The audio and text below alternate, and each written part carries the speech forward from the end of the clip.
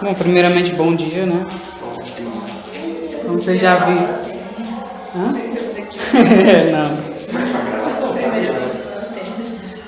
Como a gente já está vendo aqui, o tema é alegrias e felicidades. A gente está vendo algumas epístolas de Paulo, e cada uma com a sua temática. E algumas pessoas, eu não sei como é o consenso, né? Mas eles tendem a dizer que a carta de Filipenses é a carta da alegria, né? A gente vai estudar um pouco sobre isso hoje para entender o porquê seria a carta da alegria, né? E eu primeiramente peço a vocês que abram em Filipenses 4, do 4 ao 14. Olha aí que alunos eficientes. Aí a gente pode ler assim, vai lendo e revisando. Eu começo depois modular no Júnior e a Cristina. Tenham sempre alegria, unidos com o Senhor. Repito, tenham alegria. Sejam amáveis com todos, o Senhor virá logo. Não andeis ansiosos por motivo algum. Pelo contrário, sejam todas as vossas solicitações declaradas na presença de Deus por meio de oração e súplicas com ações de graça. A paz de Deus, que excede todo entendimento, guardará o coração e mente no Senhor Jesus. Por último, meus irmãos, encham a mente de vocês com tudo que é bom e merece elogios, isto é, tudo que é verdadeiro, digno, correto, puro, agradável e decente. Ponham em prática o que vocês receberam e aprenderam de mim, tanto com as minhas palavras como com as minhas ações. E o Deus que nos dá a paz estará com vocês. Alegro-me grandemente no Senhor por terdes finalmente renovado o vosso cuidado para comigo, sobre o qual, na verdade, estáveis atentos, mas vos faltava a ocasião apropriada. Não estou dizendo isso porque esteja necessitado, pois aprendi a adaptar-me a toda qualquer circunstância. Sei o que é estar necessitado, sei também o que é ter mais do que preciso. Aprendi o segredo de me sentir contente em todo lugar e em qualquer situação, quer esteja alimentado ou com fome, quer tenha muito ou tenha pouco. Com a força que Cristo me dá, posso enfrentar qualquer situação. Entretanto, fizestes bem em participar da minha aflição. Amém.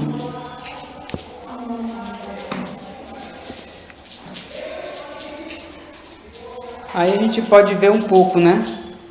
Aqui ele discorre um pouco sobre a alegria. Primeiro ele exorta, né? Que eles sejam alegres. A gente vai ver um pouco disso. Primeiramente, fazer igual a Modline, a gente vai entender um pouco do contexto do livro. Paulo, ele fundou a igreja em Filipos na sua segunda viagem missionária. Como a gente já estudou a história de Paulo, ele, se eu não me engano, ele fez 3 viagens missionárias, né?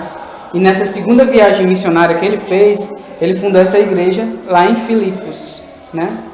Que deu origem à carta aos Filipenses. Nessa cidade, o evangelho ele chegou a alguns personagens que tem na Bíblia, que a gente pode ser conhecido ou desconhecido, né? Depende do quanto vocês já leram essas partes da Bíblia. Como Lídia, a jovem escrava de Satanás, aquela adivinha que seguia os apóstolos, né? O carcereiro romano, que eu acho que é um dos mais famosos, né? Que ele pergunta o que eu posso fazer para ser salvo, né? E outras pessoas. Isso se encontra lá em Atos 16, depois se vocês quiserem dar uma olhada. E a carta de Filipenses ela foi escrita por Paulo, e o que é interessante, o que é mais interessante é isso. A carta de Filipenses ela foi escrita por Paulo, não quando ele estava em situação boa. Porque se ele tivesse uma situação boa, seria humanamente lógico ele dizer que a gente devia se alegrar. Só que a época que ele escreveu a carta era justamente uma das épocas que ele estava sofrendo. Ou seja, ele estava preso, encarcerado por pregar o evangelho. E ali ele ficava exortando aos irmãos que se alegrassem no Senhor. Por isso, eles dão o nome dessa carta de carta de alegria. Aí eu pergunto a vocês, e eu quero a contribuição de vocês. O que é a alegria? Alguém de vocês pode dar uma opinião?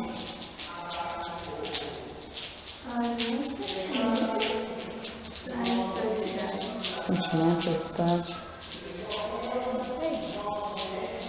Júnior tá lá na nossa cabeça. O Júnior tá parecendo caminho. É o mesmo igual. É tipo a mãe que sabe o que é, mas não sabe definir o amor. É, amor é difícil. É. É um sentimento bom. Concorda com eles?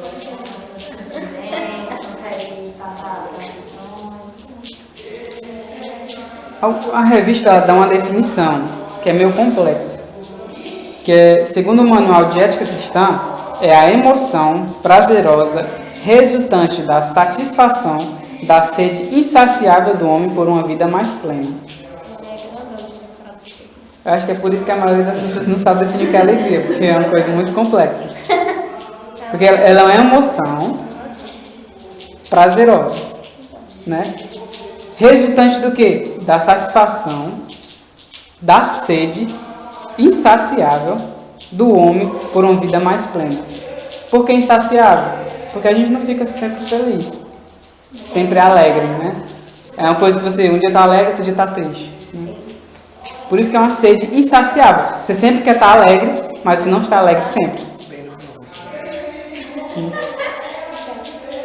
E hoje em dia é muito fácil a gente confundir o que é alegria, né? Porque tem muitos conceitos de alegria, tanto mundano como, né? E a busca pela alegria, o ser humano ele tem se distraído com prazeres, né? Da carne. A gente vê muitas pessoas, não, eu quero só alegria, eu quero me alegrar, eu quero, né? O interessante é que ele fala que para se alegrar sempre no Senhor, né? Pela definição que a gente já teve, né? Que envolve os prazeres. Justamente. Eu vou trabalhar um pouco mais sobre isso, em cima desse ponto que está falando. Né? Pronto. E muitas pessoas elas estão se distraindo, pensando que estão se alegrando em prazeres sexuais, aquisição de riquezas, fama, sucesso profissional. Eu não sei se vocês assistiram um vídeo há algum tempo atrás, em que o Mr. Bean, Mr. Bean não, né? Não. É aquele ator muito famoso, muito engraçado, que fez a Desventuras de Séries, não sei o que mais, Jim Carrey, né? Sim, fez um filme, né?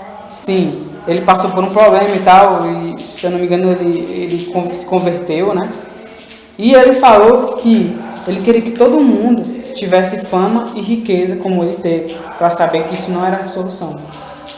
Então, tipo, ele tem como falar sobre isso. Ele atingiu o auge, ele ficou famoso, ele era um dos humoristas mais famosos, né, que a gente pode conhecer, um dos melhores. E ele teve sucesso, teve fama, mas mesmo assim ele sentiu um vazio. Porque aquela alegria era uma alegria passageira, alegria de prazeres. Porém, com o Salomão, outro cara que tem propriedade para falar de alegria, que é o cara mais rico, mais sábio, né, de todo o planeta, e ele, lá em Eclesiastes, diz que tudo isso é vaidade. E ele tinha propriedade também para falar. Né? Na Bíblia existe vários trechos, se vocês forem procurar, existem vários trechos falando sobre a alegria. Né? Mas não é relacionado ao entretenimento que distrai, e sim um relacionamento com Deus que se revelou em Cristo para nos salvar. Então a gente já vai desmistificando aquela ideia de alegria prazerosa. Não, eu tenho que me alegrar, eu tenho que satisfazer meus prazeres, é a minha carne. Não, a alegria não é essa alegria. Essa alegria aí é a alegria passageira, uma alegria falsa. A nossa alegria é num relacionamento com Deus. Quando estamos relacionados com Deus, estamos alegres. Como estamos bem com Deus, a gente está alegre. Um exemplo, ele cita um exemplo de um missionário chamado missionário Robert, que esse cara tinha paralisia cerebral, né? Mas mesmo assim ele servia ao Senhor, ele fez viagens missionárias, ele entrou em faculdade, se formou em latim, se eu não me engano, alguma coisa assim. E missionário, se ele não me engano, em uma época de 6 anos ele conseguiu levar 70 almas para Cristo, né? E uma vez ele chegou em acho que era um evento evangelístico, e ele até com dificuldade de abrir a Bíblia, porque ele era só os cotoquinhos também, ele tinha dificuldade de mexer, aí ele passando por toda a dificuldade da Bíblia e abrindo, né? E ele diz tal palavra, ele diz assim: tenho tudo o que preciso para ser alegre. Então uma pessoa que tem dificuldade, né, que tem aquela dificuldade, uma paralisia cerebral, que não tem as facilidades como a gente tem, ainda se diz alegre. E tem vários outros testemunhos, se vocês procurarem na internet. Tem outro pastor também que eu já tinha assistido o testemunho dele quando eu era criança. E ele era todo engiado, ele não conseguia nem se mexer, né? Mas Deus fez um propósito na vida dele e hoje ele é pastor, né? A frase, tenham sempre alegria, unidos no Senhor. A frase acima, que é um dos versículos, a parte dos versículos, se eu não me engano, que é o primeiro versículo 14, né? Diz, tenham sempre alegria, unidos com o Senhor. Repito, tenham sempre alegria. Como eu já disse, essa frase ela não foi citada por alguém que estava em uma viagem, né? Ele não estava numa viagem turística, ele estava preso, né? Porém, ele aprendeu a confiar em Deus em qualquer circunstância da vida. E aqui eu vou citar algumas lições sobre a verdadeira alegria, que a gente pode aprender com Paulo. Primeira alegria, ou primeira lição. A alegria ela não é circunstancial. Ou seja, não depende da circunstância, né? Paulo ele estava preso, mas mesmo assim ele estava alegre. Por isso que a gente não pode confundir a alegria de Deus com a alegria terrena. Por quê? Porque a alegria terrena ela é circunstancial, né? Você está alegre quando determinada coisa acontece. Você está alegre quando está tomando um sorvete. Você está alegre quando está assistindo um determinado filme. Ela é circunstancial. Você não está sempre alegre, né? Outra lição. A alegria ela não é opcional. Por quê? Porque Paulo exorta. Quando a gente diz exortar, quer dizer que está fazendo o quê? Ensinando, chamando a atenção, né? Como eu posso dizer? Disciplinando, ajudando, admoestando, né? Tem vários significados para a palavra exorta, mas com certeza não é se você quiser. É uma coisa, é como se fosse um mandamento, né? A outra lição é que ela não é humana. Ou seja, alegre-se, foi aquilo que tu falou, Júnior. Alegre-se no Senhor. Não é alegre-se nas coisas. Alegre-se na pessoa. Alegre-se no Senhor. Quando a gente se alegra no Senhor, a gente não se entristece por qualquer coisa. E, por último, ela não é descartável. Ela não é jogada fora. Ela é uma joia preciosa que Deus nos deu. Outra frase, outro versículo que fala é posso todas as coisas naquele que me fortalece. Que Paulo também falou. E por que Paulo pode todas as coisas? Porque ele aprendeu algumas coisas. Que é, ninguém nasce sabendo de tudo sobre o contentamento. Na verdade, ninguém nasce sabendo de nada, né? Acho que nem chorar a gente sabe, porque nas nossas palmadas a gente começa a chorar. Paulo ele teve humildade de aprender. E Paulo já tinha uma bagagem muito grande. Ele era um cara muito inteligente. Tinha nascido sob os pés de Gamaliel, ali estudando. E o que a gente percebe hoje é que muitos jovens eles não querem aprender. Eles já sabem de tudo. Não precisa falar isso não, eu já sei. E eles não querem aprender. Não respeitam as pessoas que são mais velhas, que já têm uma certa experiência. É claro que tem algumas coisas que, como a nossa geração é certa parte tecnológica, tem algumas coisas que a gente sabe mais que os mais velhos, porque eles não viveram esse avanço. Mas a maioria das coisas da vida, lições da vida, eles sabem, experiências, eles já passaram. Por exemplo, eu posso falar para vocês como é a experiência de entrar numa faculdade, passar pelo o tempo da faculdade e sair da faculdade. Por quê? Porque eu passei por essa experiência. Vocês ainda vão passar. Então, se você chegar, não, mas é isso, é assim, é fácil, é difícil. Vocês não têm propriedade ainda para falar porque vocês não viveram a situação ainda. Mas um dia vão viver. Tá entendendo? As circunstâncias, elas geram vítimas ou vencedores. Isso eu vi até na faculdade. Tinha uma cadeira chamada Criação de Novos Negócios. E nessa cadeira, ela trazia justamente essa perspectiva. Existem dois tipos de pessoas. A vitoriosa e a vítima.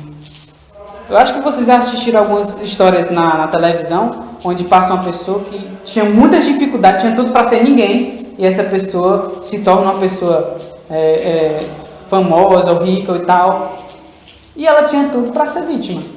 Mas ela é o quê? Ela pegou a história dela e olhou para o outro olhar. Eu posso. Tem um cara famoso, eu não sei o nome dele, mas ele roda o mundo todinho dando palestras. Não sei se vocês já viram. Um cara que é só os cotoquinhos, ele não tem braço e não tem as pernas, mas ele é surfista, ele é tudo que você imagina ele faz. E aquele cara, ele tinha tudo para estar deitado na cama, sem fazer nada. Por quê? Porque ele não tem, né, os membros, mas mesmo assim, ele viaja o mundo todinho dando palestras motivacionais, né? Então, ele tinha tudo para ser uma vítima. Então, sempre na nossa vida, a gente vai ter duas opções. Ou se fazer de vítima, ou se olhar com um olhar vencedor. Olha, aconteceu isso, mas eu posso vencer isso. Paulo, ele não foi vítima da circunstância, ele andou sobre elas. E a última parte é o contentamento. O contentamento, ele nasce da comunhão com Deus. A gente começa a ser contente com as coisas que a gente tem quando a gente está com Deus. Eu estava falando para um irmão aqui da igreja, até um certo tempo, sobre isso. Que eu venho aprendendo isso, né? Muitas vezes a gente só sabe reclamar do que a gente tem. Não sei se vocês já repararam. A gente tem um relógio, a gente vai reclamar do relógio. Ah, mas esse relógio, ele tá tão ruim, não sei o que mais. E a gente tende a reclamar das coisas. E quando a gente sempre reclama das coisas, qualquer coisa que a gente vai ganhar, a gente vai reclamar também. Vocês já perceberam isso? Mesmo que seja uma coisa boa, a gente vai reclamar. Só que quando a gente é grato pelo que a gente já tem, aquilo que a gente já ganha, a gente é mais grato ainda. Tipo, eu tenho uma chinela. Essa chinela é muito boa, ela é confortável, ela cabe bem no meu pé. Aí vai Deus, e lhe abençoa com a chinela melhor ainda. Aí você agradece mais ainda. E Deus, ele gosta dessa gratidão. Ele gosta de a gente estar contente em Deus, né? Porque Deus, você pode ver, se você ler o Antigo Testamento, o que é que o povo mais fazia? Reclamava. E Deus gostava? Não. Você pode ver que Deus abençoava quando o povo estava alegre e agradecia pelo aquilo que Deus deu. Mas quanto mais Deus dava, mais o povo reclamava. Deus fazia chover alimento para eles, eles reclamavam. Ah, só tem esse pão. Aí Deus manda carne. Aí eles vão e comem. Só que Deus dá tanta raiva que, se eu não me engano, metade morreu lá por causa disso. E porque Deus não é misericordioso. Porque ele poderia ter matado tudinho, né? E assim como nós, muitas vezes, a gente reclama. Por exemplo, eu acho que eu já fiz muito isso. Mas hoje em dia eu não reclamo. Muitas vezes você acorda de manhã e tem aquele pão.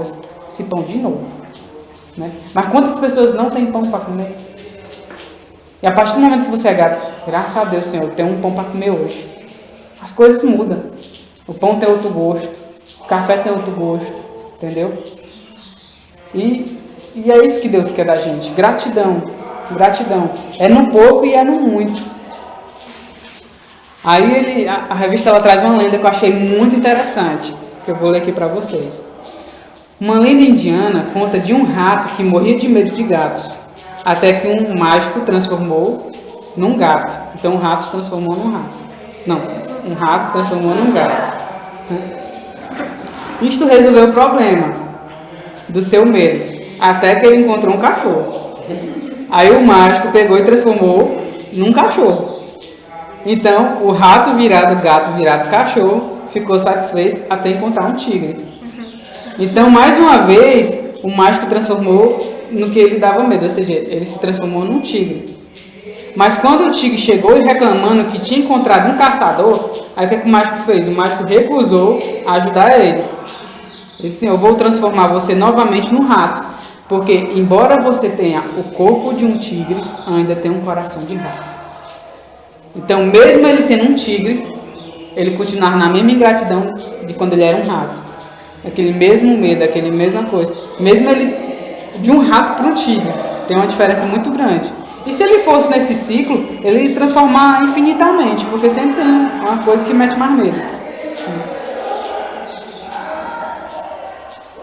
Agora eu queria fazer uma dinâmica com vocês. Me inspirei na Modiline da aula É o passada. mato, né? Olha aí, onde vai ficar? Não.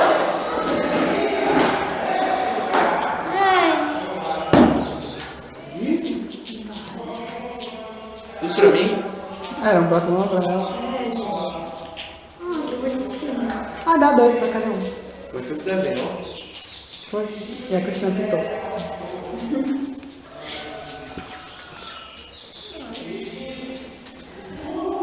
Como é que funciona a dinâmica? pássaro fica em cima da pedra. Hã? Não, não é isso. Agora em cima da pedra. Ó, o que é pra vocês fazerem? É pra vocês dizerem o que é que significa as imagens na luta da vida cristã. Na perspectiva do que a gente viu hoje, da vida cristã. Vocês falam, o que é que vocês acham que significa? Na caminhada cristã, o que é que cada imagem pode significar?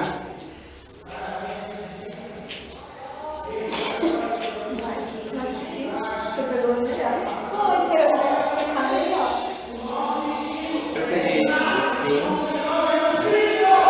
Até Paulo fala sobre o espinho na Bíblia também, que o espinho pode ser simbolizado com as dificuldades, as aflições que o próprio Paulo passou na vida. E eu peguei o emojizinho de felicidade, de alegria, que simboliza justamente a alegria do Senhor mediante as dificuldades. Amém. Garantido. Eu peguei o lenço. O lenço pode simbolizar também capricho e tal. Ter o lenço para enxugar nossas lágrimas, como se fosse Jesus na nossa caminhada. E quando a gente está triste, Jesus nos conforta com a palavra dele e os irmãos da igreja. E tem o limão, que eu não sei bem o que significa. Pode significar a acidez da caminhada cristã. É, o que nós vemos, não sei. Pode ser palavras malditas que a gente sai da nossa boca, que geram acidez, que corrói, que ele não corrói, né? Pode ser isso. Não sei. A pedra significa o que eu acho, né? Que é muitas dificuldades pelo caminho, né? Também a pomba significa a paz. Amém. É isso mesmo. Eu peguei assim. Não tem resposta certa. São peixes, né? É o Cai na que... pedra, é o peixe. Caiu. Amém. Então tu pode reclamar meus irmãos também. Também.